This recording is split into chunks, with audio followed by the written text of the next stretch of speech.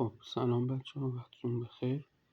ما تو این کانال از این به بعد تحلیل روزانه برخی ارزها یا یورو دلار یا طلا یا داوجون رو میذاریم.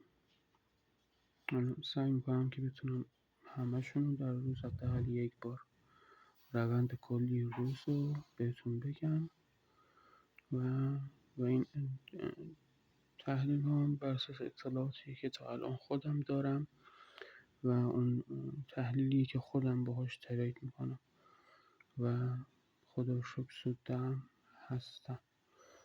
خب نگاه کنید، اینجا مارکت S1 زده، تو تایم روزانه هستیم. اینجا S2 شو زده و اینم S3 که فلکش زده و من فکر میکنم که اینجا یک ND بزنه و بعد حالا قیر و قمیشاشو به قول معروف بره تا برسه به زیر S2. ما این روند رو اینجا به احتمال زیاد خواهیم داشت.